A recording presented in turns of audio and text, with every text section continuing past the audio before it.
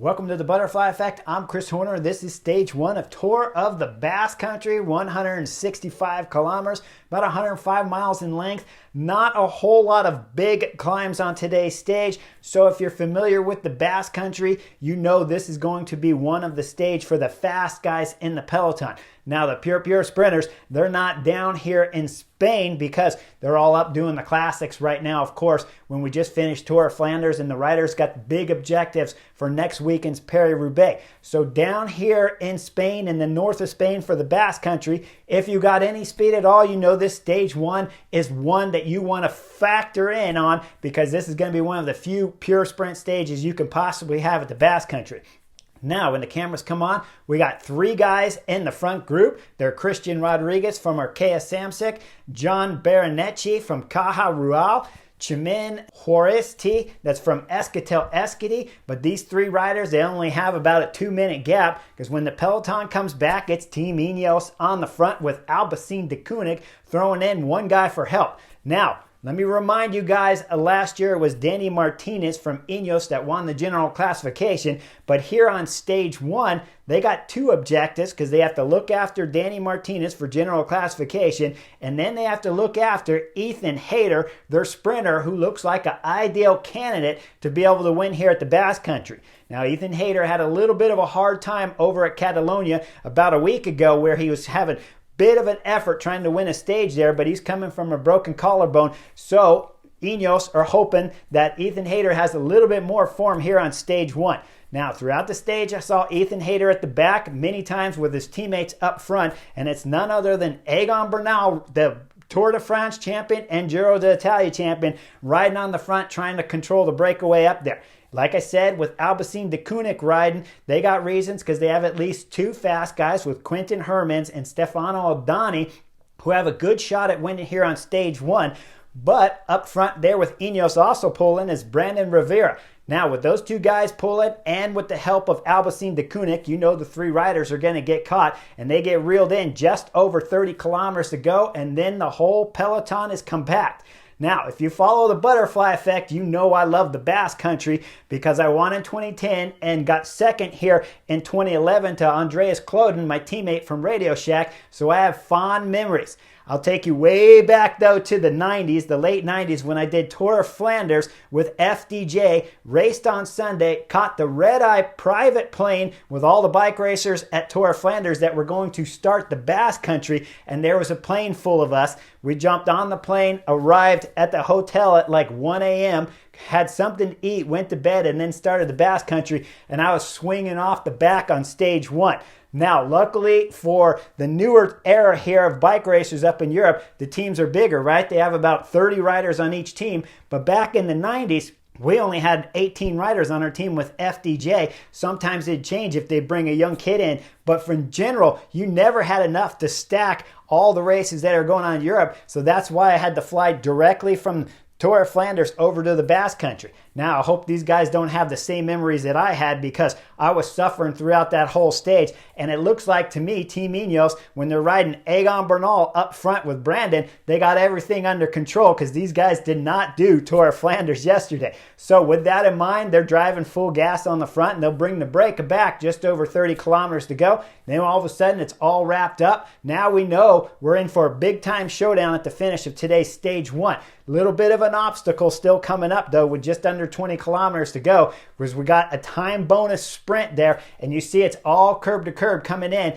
And we look at the back. Who's on the back is Ethan Hayter from Ineos at the back of the peloton, while up front, when we start coming under 21K to go, you see it's Rowan Dennis doing a full Jumbo-Visma lead out for his man, Jonas Vingegaard, the Tour de France winner from last season. Now, with those two guys up front, they're digging hard. As they're coming out of the left bend there, we see Danny Martinez accelerates hard. Jonas Vingegaard tries to go with him, but Danny Martinez is going with some good form here at the Basque Country. Look all the way over to the right side of the road. It's Marc Soler from UAE Team Emirates. He went in on this time bonus sprint with 20K to go. Danny Martinez holds off the duel from behind to get maximum 3-second time bonus. Jonas Vingegaard for a 2-second time bonus, and Marc Soler, UAE Team Emirates, is battling for the general classification and gets a 1-second time bonus for third at the sprint line.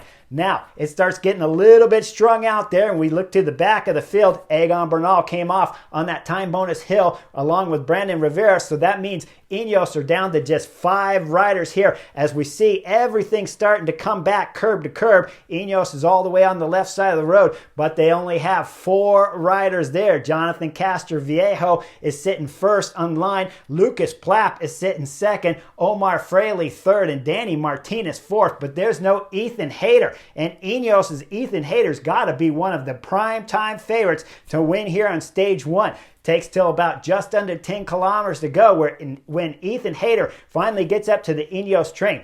Now, when he arrives up here, he does a little bit of talking. You can see him looking over to the left. He's talking to Omar Fraley because Omar Fraley's his main lead-out guy here at the finish of today's stage 1. Omar Fraley looks back, gives a nod. Then all of a sudden, we see slipping into the train is going to be Ethan Hayter. Omar Fraley goes back now and talks to Danny Martinez because they need to do a little bit of change to the chemistry, and Danny Martinez will slip into the 5th position here for Ineos. Now, with about 6 kilometers to go, all the way on the right side of the road, it's Quick Step, and they got their whole team lined up there, making the first appearance on the camera here for stage 1, as they're going to try to win because they got a couple fast guys in Mario Schmid there that can win on today's stage 1 too. So Quick Step want full gas on the right side of the road. 5K to go. Albacin de Koenig, who are riding throughout all of the stage here with at least 1 rider on the front. Now they got their sprinter man, Stefan Aldani, back there, along with their other fast guy, Quentin Hermans, and Oscar Riesebeck. That's 3 guys at the back with only 5 kilometers to go, and the peloton's going fast. Now they have one thing on their side. The road is incredibly wide, so you don't need much time to be able to get to the front. You just need a little bit of space because it's still curb to curb. We will see the Albacin de Koenig come to the front before the finish of today's stage. Now, all of a sudden, with Quick Step on the front, we're coming up to the roundabout. Quick Step move all the way over to the left side of the road with Team Ineos as they go the left way around the roundabout and look to the right. It's DSM going to the right. Only problem for DSM, when they come out of this roundabout, they're a bit too far back because they went the right slow way, while Ineos and Quick Step went the quick way through the left. Now, with Ineos and Quick Step at the front, you see all of a sudden they start to split off because Albacin de Koenig now have found their way up to the front. It's about 2.5 kilometers to go, and now all of a sudden with 2 kilometers to go, Omar Fraley decides it's time to leave Lucas Plapp, their last lead-out guy that was left for Ineos, because with 4.2 kilometers, that was when Jonathan Castroviejo pulled off the front, and Lucas Plapp's time of over 2 kilometers on the front is dying. With that in mind, all of a sudden, Omar Fraley looks over his shoulder as he knows he's got to accelerate. He's right up there to the back wheel of the Quick Step riders with 2 kilometers to go. Then we're going to see an attack from Stefan Cross, Total Energy, that throws up the left side with just under 2 kilometers to go. This will pull the Quick Step train that's going full gas all the way over to a soft left. Not a hard left because they didn't go all the way in the gutter. And if I back the film up just a little bit, I'll show you the flag on the left side of the road where the flag's blowing. Shows you from right to left is the way the wind's going. Now let's go back up here with just under 2 kilometers to go with Quick Step on the front with a soft left. Let me show you how they're all lined up, but there's enough room for 3 Ineos. Omar Fraley's got a solid draft. Their sprinter Ethan Hayter's there, and their GC man Danny Martinez sitting third on the Ineos train while they're getting a free draft off the Quick Step riders up front. Now Quick Step will pull back Stefan Cross, Total Energy, that threw in that attack. And then as we go under 1 kilometer to go, Quick Step still have 4 guys on the front till about 9:50 when you see their first guy pull off. Now they got 3 left. We look back with about 800 meters to go. We're going to see up front Omar Fraley's looking back. He wants to check and make sure he's still got his sprinter Ethan Hayter on his wheel.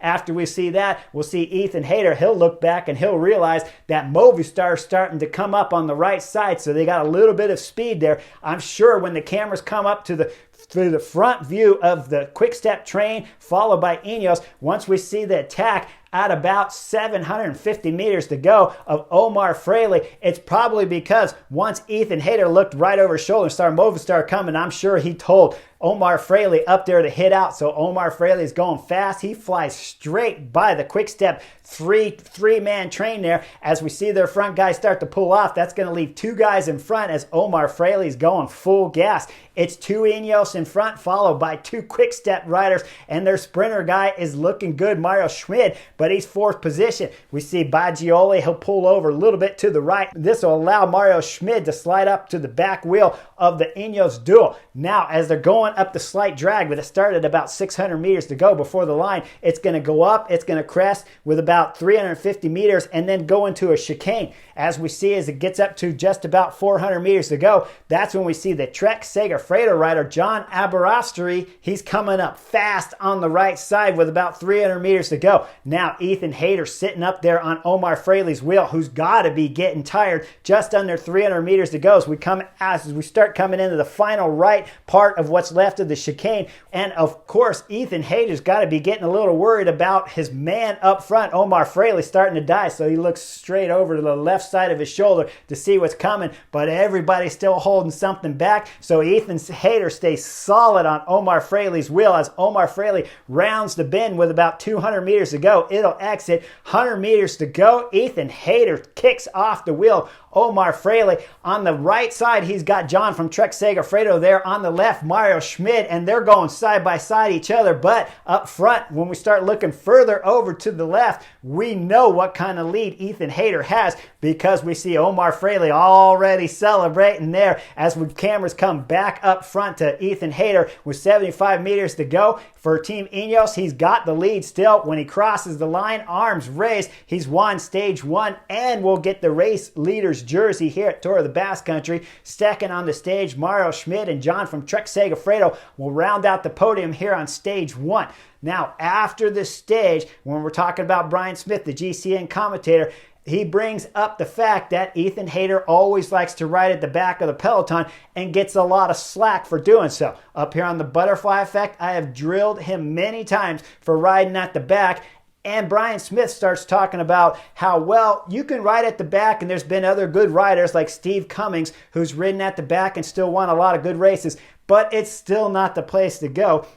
And you can't compare a rider like Ethan Hayter to Steve Cummings. Steve Cummings was a great classic rider and a super domestique, but he wasn't the type of rider that can win all the time like Ethan Hayter can. If Ethan Hayter's trapped back there as they went into the island with about 21 kilometers to go before the time bonus sprint, he loses today's stage because if he comes off the back there, there's no way you're getting back up to this front group unless you got some help from the cars, and you can't use help from the cars nowadays, otherwise you might get disqualified.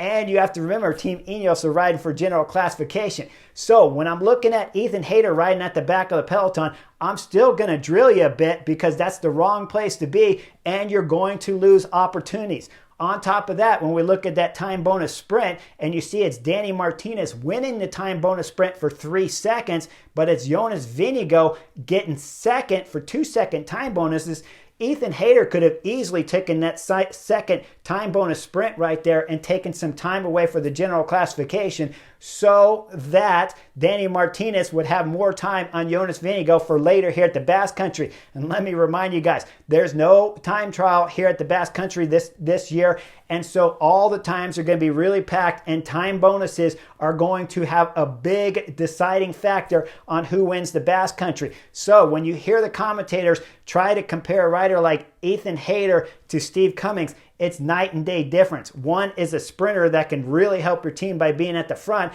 and another rider can pick different moments under the right condition to win. But Steve Cummings cannot win like Ethan Hayter, so the small details are completely different, and they're much bigger than small for Brian Smith to be bringing up a Steve Cummings liking to ride at the back of the peloton, trying to compare him to Ethan Hayter. Now, big stages are coming. Team Ineos have a little bit of drama because they have the race leader's yellow jersey, and they have Danny Martinez, who isn't wearing the race leader's yellow jersey, but Ethan Hayter is. I would assume Ethan Hayter's going to have to start riding at the front of the peloton because we're here at the Basque Country, and we're going to see the sprinter from Ineos have to do some tempo riding up front, which will keep him off the back of the peloton and help Danny Martinez try to secure a second victory here at the Basque Country. But he's got some problems, right? Because Jonas Vingegaard's here, and he already won the Tour de France in 2022. He's on flying form, And you have Davide Gaudu from FDJ, who was second at Paris-Nice. You know he's riding on good form, and this would be a great last place to have some fabulous form and win something big before you shut your season down just a little bit for a few weeks and get yourself ready for the Tour de France if you're not thinking about Amstel Gold, Flèche, and Liège-Bastogne-Liège. If you are, you'd shut it down a few weeks later after the Basque Country and get your rest then. Either way, we got some big time exciting racing coming up in these further stages. So make sure you guys like and subscribe, and I'll see you on the next edition real soon.